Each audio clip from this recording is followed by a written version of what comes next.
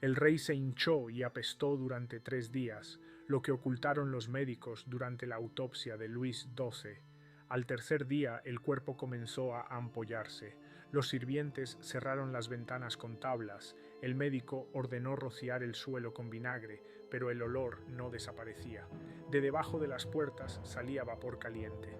Los testigos dijeron que la piel de la cara se hinchó, se tensó y se reventó justo al lado del ojo izquierdo. Nadie se atrevía a entrar sin un trapo en la cara. El rey de Francia, Luis XII, no murió en el trono, se hinchó en la cama, con los pies encogidos, el aliento podrido y un gemido interminable. No gritaba, ya no podía. La laringe se le hinchó tanto que las palabras se convirtieron en un silbido. Simplemente yacía allí, mirando al techo y jadeando. A veces, la saliva le salía de la boca en un chorrito y se absorbía en la almohada. Los primeros síntomas de la enfermedad aparecieron a principios de diciembre, en una habitación cálida del castillo de Blois, donde el rey dormía con la ventana abierta y se resfrió. Al día siguiente ya se quejaba de dolor de cabeza, pesadez en el pecho y debilidad en las piernas. Sin embargo, ninguno de los médicos de la corte lo consideró alarmante. Al tercer día le hicieron una sangría de una pinta. Se le aplicaron cataplasmas calientes, fricciones con grasa de ajo e inhalaciones con miel. Al rey le dieron una decocción de cáscara de nuez seca y vinagre. Sin embargo, la temperatura siguió subiendo. Al séptimo día, Luis apenas se movía. De los apuntes personales de uno de los médicos reales, en la piel de su majestad, especialmente en la zona inguinal y axilar, han aparecido manchas. No desaparecen al presionarlas, huelen a carne podrida, la lengua tiene una capa blanca, el pulso es raro e irregular, la orina es espesa, con sedimentos, la voz es ronca, el habla confusa, la impresión general es de un proceso de putrefacción interna. A juzgar por estos síntomas, se trataba de una sepsis, probablemente causada por una infección en la sangre, posiblemente a través de un absceso inflamado en la pierna que el rey padecía desde principios de otoño. Pero ninguno de los médicos que rodeaban al monarca se atrevió a decirlo. En su lugar, le dieron cerebro seco de toro, clavo en polvo y vino débil con miel. El rey vomitó todo inmediatamente. Los aposentos comenzaron a oler mal al 11º día de la enfermedad.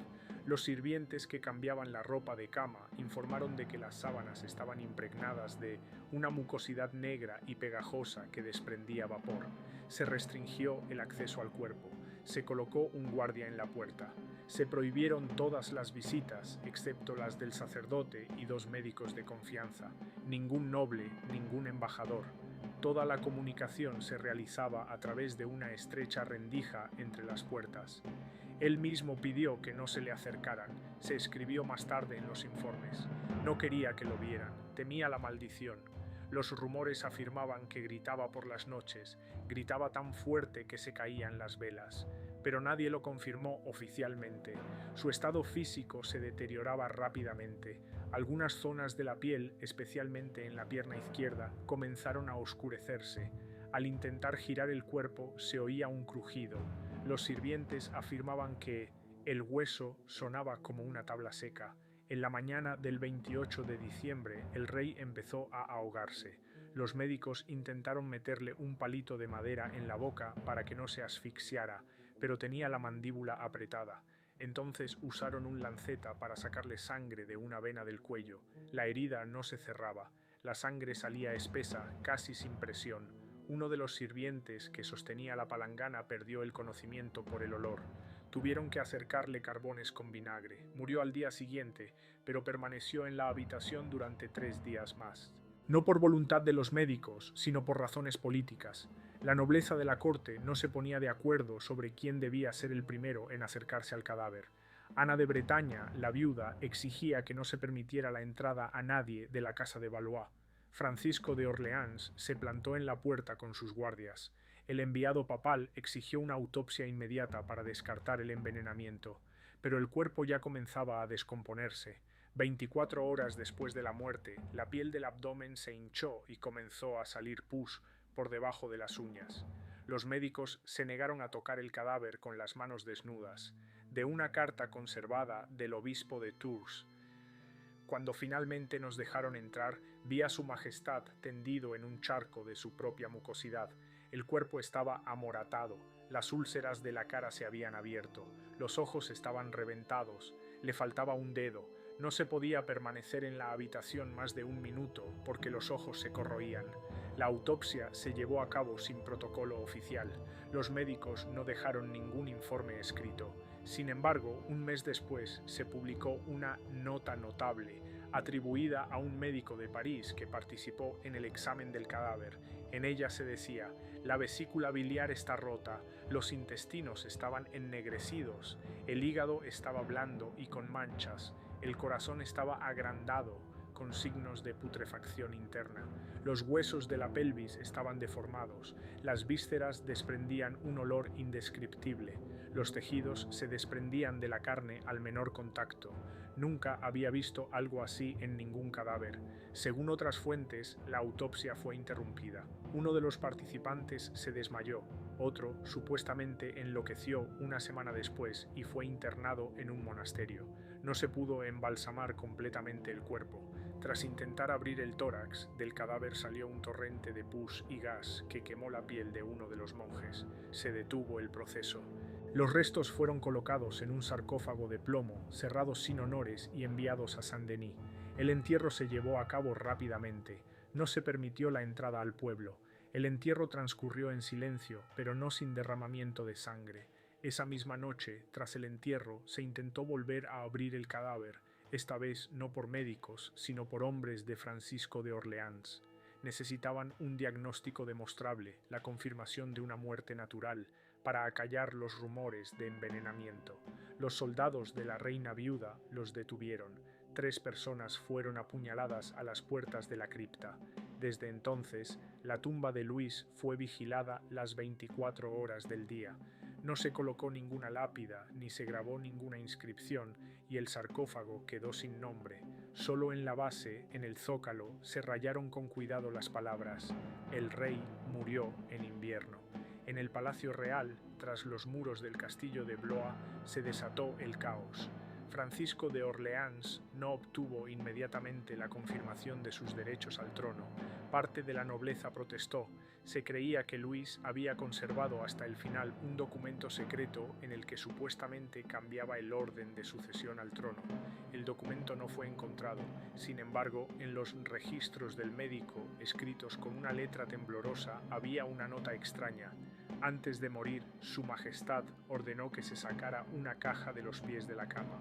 En ella había unos papeles. Dijo: «Este es mi perdón y mi renuncia». La caja fue quemada durante la noche. Lo ordenó la propia reina. En medio de las crecientes sospechas y rumores, Ana de Bretaña se retiró a un convento. Afirmaba que no quería ver cómo el cadáver aún no había sido enterrado y los herederos ya se repartían los huesos. Por orden suya se precintó el dormitorio donde había fallecido el rey.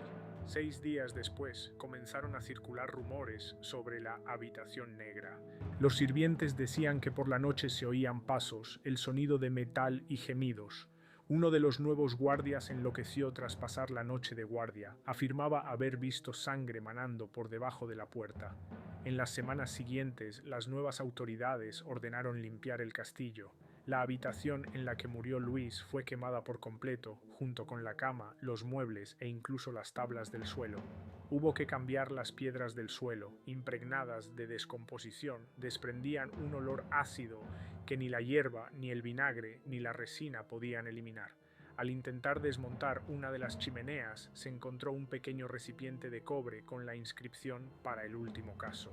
Su contenido, una mezcla de opio, belladona molida y hueso triturado, estaba destinado a adormecer al príncipe si el dolor se volvía insoportable. No se utilizó. Mientras tanto, el envenenamiento, real o ficticio, se convirtió en una cuestión política clave. Los sacerdotes afirmaban que el rey había sido víctima del castigo divino.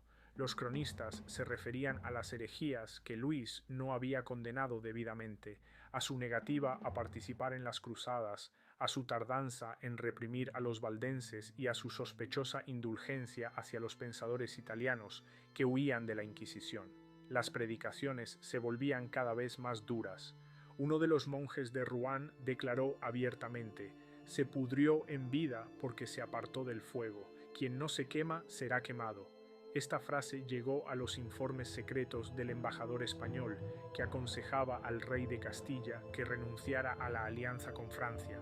Según un informe del observador florentino transmitido en primavera, tras la muerte de Luis, la corte francesa se debilitó tanto que todas las decisiones importantes se tomaban en un círculo reducido, del que se había expulsado a la mitad de la antigua nobleza.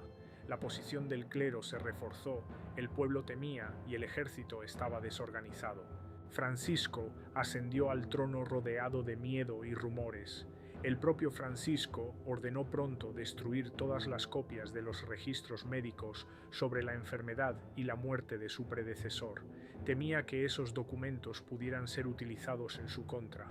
Solo quedaron algunos fragmentos, escritos de forma anónima, entre los que se encuentra el siguiente: su vientre se hinchaba como un odre, de sus ojos brotaba pus. Al quinto día la muerte ya había llegado, pero su corazón aún latía. No sabíamos qué lo mantenía con vida, solo entonces comprendimos que era el miedo al juicio. Oficialmente, Luis XII murió de fiebre aguda. No se dijo ni una palabra sobre la descomposición, las úlceras, las secreciones ulcerosas o la negrura de la carne. Las verdaderas causas de la muerte fueron olvidadas, ya fuera de forma consciente, por orden o por miedo. Su nombre no fue canonizado, ni maldito, ni recordado. El año de su muerte no se celebraron procesiones. El pueblo decía: el rey ha muerto, pero el olor permanece. Eso significa que su alma todavía está aquí. En el año de la muerte de Luis XII, Francia entró en un periodo de silencio. No era un silencio oficial de luto, sino una pesadez que se había instalado en las ciudades, en las voces de los sacerdotes, en las salas de los parlamentos. La gente no pronunciaba su nombre. En los mercados, los vendedores decían: el que se ha ido. En los castillos, sus retratos fueron retirados a los sótanos. Los cortesanos no vestían de luto, no por falta de respeto, sino por miedo a que el propio difunto les prestara atención. 2 meses después del entierro, llegaron quejas desde el monasterio de Saint-Denis. El abad informó de que el sarcófago de plomo del rey había comenzado a sudar. Por las noches se acumulaba a su alrededor una espesa humedad que olía a resina podrida. El intento de perforar un orificio para que se drenara terminó con una emisión de gas que dejó ciego a un monje y dejó inconsciente a otro. Después de esto, el sarcófago fue recubierto con cal y rodeado por 3 filas de piedras. La lápida no se volvió a colocar. Francisco, ya rey, se negó a visitar Saint-Denis. Ordenó que se celebraran misas de requiem en otras ciudades, lejos del foco del pánico. En círculos privados se murmuraba que Luis no había muerto, sino que permanecía en el interior. Uno de los monjes dejó una nota en su libro de oraciones: por las noches oigo cómo llama, no pide, exige, no reza, pero llama. Ha olvidado su nombre, pero su voz permanece. Las consecuencias políticas fueron notables. La primera fue el fortalecimiento de la Iglesia. Francisco, deseoso de conservar el poder, firmó inmediatamente un acuerdo con los cardenales para someter los tribunales a la jurisdicción real y a las estructuras eclesiásticas. Abolió varios impuestos introducidos por Luis y declaró nulos varios de sus decretos. Parecía una necesidad política, pero los que estaban cerca de la corte real decían que se estaba redimiendo de la maldición. De un informe interno de un sacerdote de Aviñón, en el palacio ya no se reza por el alma del difunto, al contrario, se encienden velas y se leen salmos protectores. Los sirvientes se niegan a quedarse solos en la sala donde antes se reunía el Consejo Real. Algunos dicen que han visto una sombra negra entre los sillones. La medicina, al igual que la Iglesia, sacó sus conclusiones. En un tratado sobre las fiebres putrefactas, publicado en Lyon un año después, se incluía un breve capítulo anónimo titulado «Sobre el rey que se hinchó de miedo». En él se describía un caso en el que la muerte no llegaba a tiempo debido a la resistencia del cuerpo, poseído por un alma impenitente. Donde el espíritu no es puro, la carne se resiste a la descomposición, concluía el autor. Este texto se difundió en secreto, pero se convirtió en la base de las futuras ideas sobre la relación entre la culpa y las enfermedades en el cuerpo del monarca. Francisco promulgó un decreto para aislar completamente las habitaciones donde moría Luis. Las paredes fueron tapiadas con ladrillos, las habitaciones renombradas y estas salas dejaron de figurar en los planos del palacio. El sirviente que se negó a abandonar su puesto desapareció poco después. Según los rumores, lo encontraron en un pozo con la garganta cortada y restos de cera en la boca. La muerte de Luis no provocó revueltas abiertas, pero en la mente de la gente tuvo un eco diferente. El pueblo, que durante mucho tiempo había venerado a los reyes como ungidos, comenzó a admitir por primera vez que un monarca podía no estar bendecido, sino maldito. Esta grieta en la conciencia fue el comienzo de la posterior erosión de la fe en la naturaleza sagrada del trono. El acto final tuvo lugar 4 años después. En París, en una polvorienta feria de iglesia, un monje predicador, que no dio su nombre, se presentó ante la multitud con un cráneo podrido, lo sostenía en un paño y gritaba: «Mirad, se hinchó y apestó durante 3 días. ¿Y ahora qué? Polvo, ni nombre ni perdón, no porque fuera pecador, sino porque tenía miedo de arrepentirse». La multitud se dispersó. El monje no volvió a ser visto. Así terminó la historia de Luis XII, no en las crónicas ni en el mármol, sino en la memoria putrefacta que se transmitía en susurros. Su muerte fue el último clavo en el ataúd de la idea de la inmortalidad del trono. Después de él, incluso los reyes comenzaron a temer morir demasiado lentamente. Pasó más de un año. La habitación en la que murió Luis XII permaneció tapiada. Ningún rey dio la orden de abrirla. En todos los planos del castillo aparecía como un rectángulo vacío, sin ventanas, sin puertas, sin nombre. Pero en el rumor popular recibió el nombre de El vientre del rey. Los ancianos contaban que las paredes estaban cubiertas de grasa y que bajo el suelo se conservaba su voz. A veces, decían, salían del castillo cuervos de ojos blancos, señal de que el alma del difunto aún no se había ido. Estas historias eran supersticiones, pero calaron más hondo que todos los sermones de la iglesia. 2 años después de la muerte de Luis, comenzaron las malas cosechas en el país. Una primavera fría, un invierno riguroso y las inundaciones destruyeron el grano en varias provincias. En las cartas de los monjes se decía: «El cielo se ha vuelto contra nosotros». La gente recordaba al rey que provocó la ira con su impenitencia. Los predicadores volvieron a hablar del cadáver hinchado al que ni Dios ni la tierra habían perdonado. Mientras tanto, en Saint-Denis, donde descansaban los restos de Luis, las paredes de la cripta se cubrieron de moho. La piedra bajo el sarcófago comenzó a agrietarse. Los obreros enviados para inspeccionar el lugar se negaron a continuar con el trabajo después de que 2 de ellos enfermaran de fiebre putrefacta, úlceras en la piel, tos sanguinolenta, fiebre y muerte en 3 días. El abad culpó de ello a la putrefacción residual. En los documentos oficiales se registraron causas naturales, pero el monasterio cerró parte de los subterráneos para siempre. Francisco, el nuevo rey, celebraba cada vez más a menudo reuniones fuera del palacio. Corrían rumores de que sufría terrores nocturnos, dormía con una vela encendida y no permitía que se pronunciara la palabra podredumbre en su presencia. Uno de los sirvientes, antiguo camarero de Ludovico, afirmaba haber oído a Francisco rezar en voz baja, pidiendo no repetir el destino de su predecesor. También llevaba un amuleto con una oración grabada por una muerte rápida sin descomposición. Más tarde, los cronistas eclesiásticos intentaron borrar esta información, pero en los diarios personales de los supervivientes se conservan líneas que no dejan lugar a dudas. El miedo a la descomposición del cuerpo se convirtió en aquellos años en una fuerza política real. Incluso el nuevo médico real escribió en su tratado: «El médico ya no cura la enfermedad, sino que previene la putrefacción. El miedo es contagioso, la muerte es admisible, pero la descomposición no». Después de Luis, aparecieron nuevas medidas en las prescripciones médicas de la corte: la inmersión forzosa en opio para provocar la inconsciencia en caso de descomposición crítica de los tejidos, la prohibición del acceso público al cuerpo del monarca fallecido y la extirpación obligatoria del intestino antes del funeral si la muerte había sido lenta. Todo esto se disfrazó bajo el pretexto de la moralidad, pero la verdadera razón era el miedo a que se repitiera. Los sacerdotes cambiaron su retórica. En lugar de gloria eterna, ahora hablaban de purificación temporal, y las misas por el alma de los reyes iban acompañadas de un ayuno especial. La Iglesia tenía miedo, el pueblo más aún.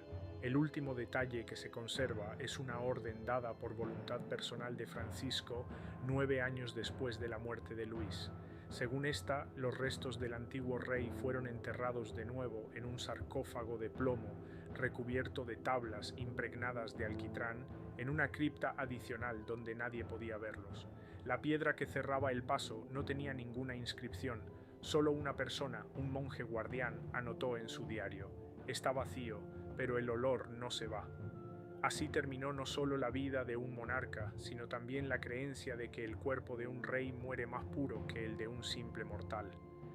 La muerte de Luis no destruyó el orden político, que fue rápidamente sustituido. Destruyó la idea de la bendición del poder. Después de él, todos los reyes murieron más rápido, porque pudrirse se volvió más peligroso que morir.